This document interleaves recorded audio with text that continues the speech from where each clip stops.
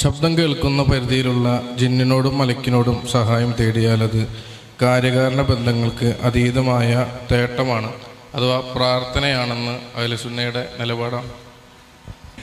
ആരുടെ കാര്യകാരണ ബന്ധമാണെന്ന് നോക്കണം. കാര്യവും കാരണവും എന്ന് വെച്ചാൽ അതിന് പല ജാതി കാര്യവും കാരണമുണ്ട്. ഇത് ആരുടെ കാര്യകാരണമാണ് എന്നുള്ളത് ശ്രദ്ധിക്കണം. മനുഷ്യൻ്റെ കാര്യകാരണ ബന്ധമല്ലത്. കാര്യകാരണ ബന്ധം പലതുണ്ട്. അതിൽ മനുഷ്യൻ്റെ കാര്യകാരണ ബന്ധമുണ്ട്, മനുഷ്യന് അപ്പുറമുള്ള സംഗതികൾക്കുള്ള കാര്യകാരണ ബന്ധമുണ്ട്. കാര്യകാരണ ബന്ധം വ്യക്തമായതുണ്ട്, കാര്യകാരണ ബന്ധം അവ്യക്തമായതുണ്ട്. മനസ്സിലായോ? മനുഷ്യർക്കിടയിലുള്ള തന്നെ കാര്യകാരണ ബന്ധം വ്യക്തമായതുണ്ട്, അവ്യക്തമായതുണ്ട്. ഇപ്പൊ സിഹിർ അതിനെപ്പറ്റി പറഞ്ഞപ്പോൾ അത് കാര്യകാരണ ബന്ധത്തിന് അപ്പുറമല്ല, പിന്നെന്താണ്? കാര്യകാരണ ബന്ധം അവ്യക്തമാണ്. അതാണ് സിഹിർ എന്ന് പറഞ്ഞാൽ. മനസ്സിലായില്ലേ? കാര്യകാരണ ബന്ധമുണ്ട്, അവ്യക്തമാണ്. ഇത് മനുഷ്യർക്കിടയിലുള്ള കാര്യകാരണ ബന്ധത്തെ സംബന്ധിച്ചുള്ള സംഗതി തന്നെയാണ് ഈ സൂചിപ്പിച്ചത്. എന്നാൽ ജിന്നുകളുമായി മനുഷ്യന് അള്ളാഹു സുബ്ഹാനഹു വ തആല ഒരു കാര്യകാരണ ബന്ധം എന്തെടുത്തിട്ടില്ല. ഈ മനുഷ്യന് സഹായം തേടിയിട്ട് അതിനെ സഹായിക്കാൻ കഴിയുന്ന രൂപത്തിൽ കാര്യകാരണ ബന്ധം അള്ളാഹു ഏർപ്പെടുത്തിയിട്ടില്ല. അതുപോലെ തന്നെ ഇപ്പൊ ഒരു സ്ഥലത്ത് മലക്കുണ്ട്, മലക്കിന്റെ സാന്നിധ്യമുണ്ട്, പക്ഷേ മലക്കിനെ കാണുന്നില്ല. എന്നാൽ മലക്കിനോട് ചോദിക്കാമോ? ഒരു പ്രശ്നവുമില്ല.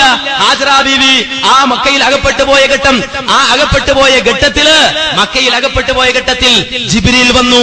ജിബ്രീലിന്റെ ശബ്ദം കേട്ടു. അവിടെ ജിബ്രീൽ ഉണ്ടെന്ന് അറിഞ്ഞു. ആ ഹാജറ ബീവി പറഞ്ഞു, നീ സഹായിക്കുമെങ്കിൽ എന്നെ സഹായിക്ക്, സഹായിക്കുമെങ്കിൽ എന്നെ സഹായിക്ക്. അവിടെ ഒരു ശബ്ദമുണ്ട്, ശബ്ദം കേൾക്കുന്ന പരിധിയിൽ ഒന്നുണ്ട് എന്ന് മനസ്സിലാക്കിയിട്ട് എന്നെ സഹായിക്കുമെങ്കിൽ സഹായിക്കൂ എന്ന് പറഞ്ഞാൽ അത് തെറ്റാണ്, അത് കുറ്റകരമാണ് എന്ന് ഒരാളും പറഞ്ഞിട്ടില്ല, പറയുകയും ഇല്ല. അപ്പൊ കണ്ണുകൊണ്ട് കാണാത്തതിനോട് അതിന്റെ സാന്നിധ്യം ഉറപ്പിച്ച് താൻ കേൾക്കുന്നിടത്ത് അതുണ്ട് എന്ന് മനസ്സിലാക്കിയിട്ട് അവരോട് എന്തെങ്കിലും സഹായം തേടാമോ?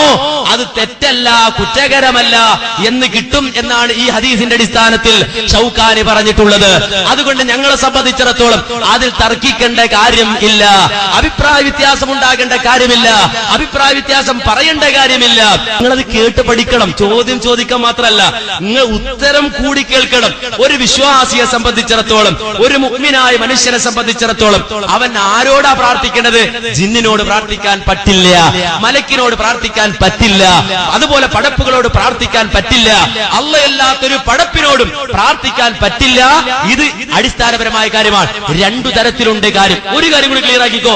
രണ്ടു തരത്തിലുണ്ട് കാര്യം.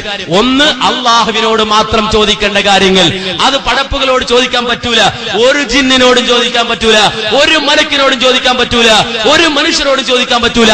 അള്ളാഹിനോട് മാത്രം ചോദിക്കേണ്ട കാര്യങ്ങളുണ്ട്. എന്നാൽ മനുഷ്യരോട് ചോദിക്കാവുന്ന കാര്യങ്ങളുണ്ട്, അത് മനുഷ്യരോട് ചോദിക്കാം. മനുഷ്യരോട് ചോദിക്കേണ്ട കാര്യം മനുഷ്യരോട് ചോദിക്കാം, അള്ളാഹ് അനുവദിച്ച പരിധിയിൽ നിന്നുകൊണ്ട്. ഞാൻ മൂസമുസ്ലിയാട് കാണുകയാണ്, ആ ഒരു 10 രൂപ തരൂ, മൂസമുസ്ലിയാർക്ക് തരാൻ കഴിയും പോക്കറ്റിനെടുത്ത്, അത് ചോദിക്കാം, അനുവദനീയമാണ്. തആവനു അലൽ ബിർരി വത്തഖ്വ എന്ന് പറഞ്ഞ ആ പരസ്പരമുള്ള സഹായം അതിന്റെ പരിധിയിൽ വരുന്നതാണ്. എന്നാൽ വളരെ വ്യക്തമായി നിങ്ങൾ മനസ്സിലാക്കണം, അള്ളാഹുവിനോട് മാത്രം ചോദിക്കേണ്ട കാര്യങ്ങൾ അതൊരിക്കലും പടപ്പിനോട് ചോദിക്കാൻ പാടില്ല. അത് നിങ്ങൾ അമ്പിയാക്കന്മാരോട് ചോദിക്കുകയാണ്, ഔലിയാക്കന്മാരോട് ചോദിക്കുകയാണ്, അതുപോലെ ജിന്നുകളോട് ചോദിക്കുകയാണ്, സ്വാലിഹുകളായ ജിന്നുകളോട് നിങ്ങൾ ചോദിക്കുകയാണ്, അത് ശിർക്കാണ്, അത് കുഫ്റാണ്. ഇതാണ് ഞങ്ങളുടെ വാദം. ഇത് വ്യക്തമായി മനസ്സിലാക്കണം.